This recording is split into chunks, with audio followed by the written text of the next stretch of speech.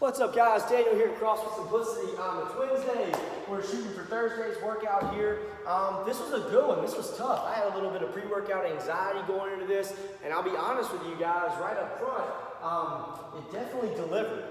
This was probably one of the more challenging ones for me this week as far as mentally. We have had a possible EMOM earlier in the week, which is definitely going to be more challenging, but this one has some interesting movements that can make it kind of tough. So we'll go ahead and dive right in.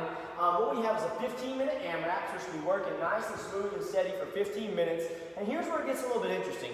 So first thing we have is 16 goblet kettlebell step-ups. Now the prescribed weight today is going to be 53, that's your standard kind of green 53-pound kettlebell for the guys, 35 for the ladies, that's your yellow kettlebell. The RX Plus will be 70 for the guys, that's your red kettlebell, and then green, right, the 53-pound for the ladies. Obviously today, let me jump ahead real quick to the minimal gear option. If you have different kind of stuff at home available to you, if you don't have a kettlebell, a dumbbell is going to work just fine. Hold it in that goblet position, which would be just like this. And when we get to our kettlebell snatches, obviously our dumbbell snatch is going to work out just fine for that. So dumbbells are fine, kettlebells are fine. Again, jumping ahead again, if you don't have dumbbells or kettlebells, you have a barbell, you can do a front rack. It would definitely be front rack today though, not back rack. Don't make it too easy.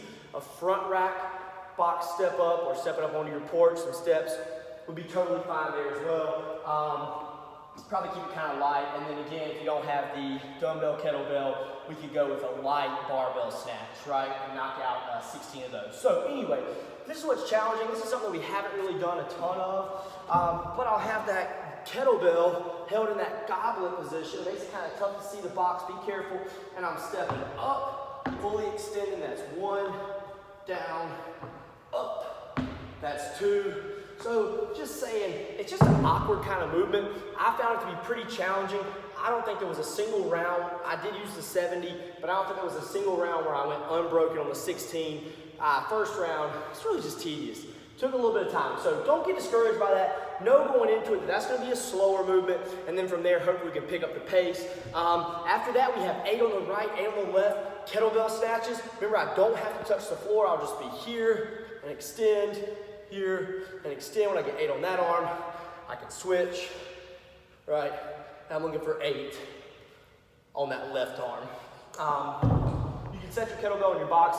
Do be careful though, guys. If you're using 70 or 53 or something heavier, right, and you finish those, don't slam it down, break our box too bad, or your box if you built one at home. Next, 12 toe to bar. If you're not doing 12 toe to bar, we'll do, for our minimal gear option, 12 lying leg raises.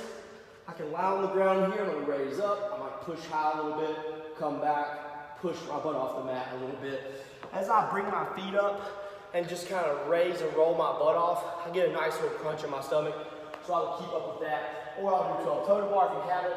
And last but not least, 50 double unders. So we're looking for 3+ rounds.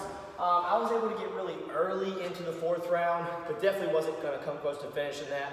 By all means though, if you're rolling really smooth and these are great movements for you, I think 4 rounds is possible depending on the weight combination that you use.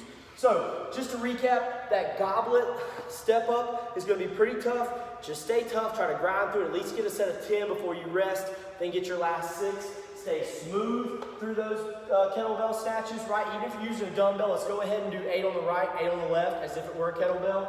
And then we'll have our toe to bar, our lying leg raises, and then our double unders.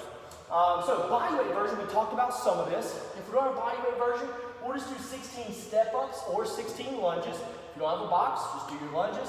Then we'll do 16 lateral skaters. We've done these before. Pull this up here a little bit. Right? So that's where I'm actually going to plant, and that back leg's going to kind of float behind me there, right, for that skater. So not a plyo skier, but that skater. I'm going to take a big step out, load that side, drive back, load that side, right? 16 there, that would be 8 right, 8 left. Lying leg raise, we talked about those, and then we've done these a lot. 70 lateral hops, just get you a little line on the ground, stay nice and tight, and just hop back and forth over that line to kind of simulate the double under. So great options today, a good Thursday. Test out a bit of a longer kind of cardio piece that I may throw in there, something a little more aerobic. So be looking for that tomorrow if you want to give that a shot. But it should be a great Thursday, guys. You're doing great this week. Keep signing in. Keep staying tough here at home. We are just itching to open back up. So just know that we're doing everything we can here, and we hope you guys are doing great. Please reach out to us if you need anything, and we will see you on the whiteboard.